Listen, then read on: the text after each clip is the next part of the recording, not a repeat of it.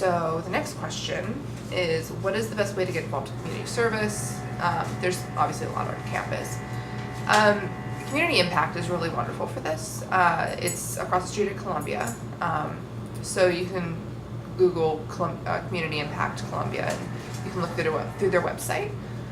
Different campus organizations do service projects. There's also Barnard First Year Reach Out, all of which I've mentioned on the Facebook page. I'm the director for the College Democrats Students for Service umbrella group, and we do projects on Saturdays with the Harlem Restoration Project, where we take kids around the city on trips. They're children from Harlem who are adorable and sweet and wonderful, and I love working with them. We also do like the food stamp challenge, and during that week we'll go work in the soup kitchen or do make peanut butter and jelly sandwiches and just go pass them out to homeless people and try to offer them food. There's a couple other things we do. We do service trips to New Orleans and West Virginia to work in communities there that have been affected by different like natural disasters, obviously with Katrina, or the flood that was in West Virginia that we still help with cleanup. And just it's an Appalachian community that is having a hard time, and we go there to help, and both communities are wonderful, and it's probably one of my favorite experiences having been in college. And so if you're interested in any of the things I just mentioned involving Students for Service, you can email service.cudems@gmail.com, and I will get back to you. The next thing is, can you talk about how many shoes, clothes, etc. to bring, necessities, things like that? Honestly, this is really your preference. One key thing I've learned in college is that less is better, and that layering is really key. Like for instance, I'm wearing like a dress right now with a cardigan over top, and that kind of makes life easier. Like it's basically like learning how to layer your clothes and be versatile. My first year I brought way too much clothing, and I didn't end up wearing half of it. A good thing to remember for people who aren't from New York or the North is that it does get cold and it rains, so bring rain boots for sure. You can bring open-toed shoes. It's just there's times when you won't be able to wear them when it's raining or when it's cold.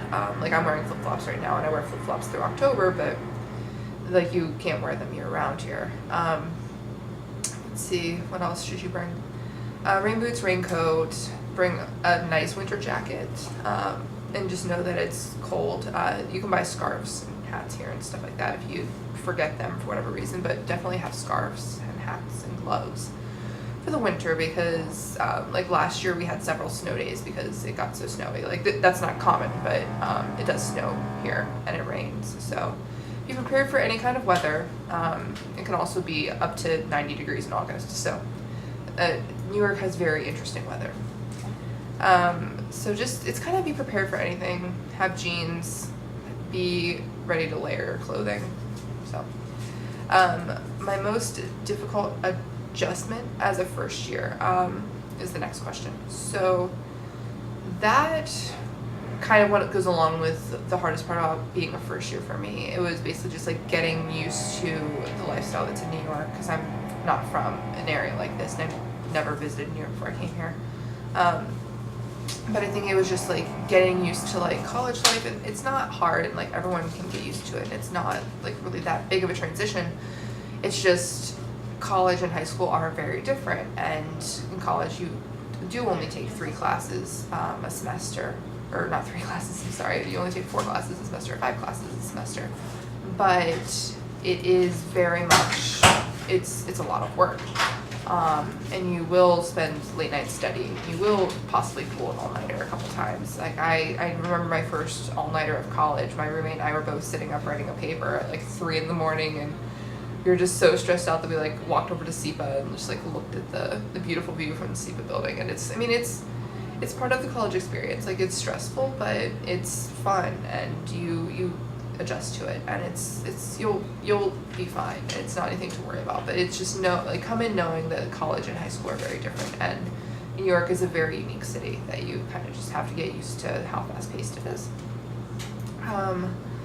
Final question, which is very much more lighthearted, is what is your favorite Barnard tradition? Barnard has so many fun traditions. My favorite off the top of my head that everyone participates in every year is probably Orgo Night in the quad. My first year we completely destroyed the quad because it was before they remodeled it, but the grass in the middle of the quad, like you'll see when you get here, but there's this little area and the band comes and plays during Orgo Night, which is the night before the first finals of like the end of the semester. And it's right after midnight breakfast. The band will come over here about 12:30 or 1 in the morning and just start playing like really fun music, and everyone just goes out in the quad and dances, and like people throw all their papers out their windows, and it's just like raining papers down, and it's just a lot of fun and really insane to see people screaming and like throwing paper out their windows and dancing, and it's really great, and you guys will all get to see that living in the quad next year. So those were the 8 questions that I received. So if you have any more questions, feel free to post them on the Facebook wall. If we get a bunch more, we'll make more videos, and I'll have some of the other OAs answer questions too. So it's good talking to you guys, and I look forward to meeting you in September, or well, August 30th when you guys get here. Bye.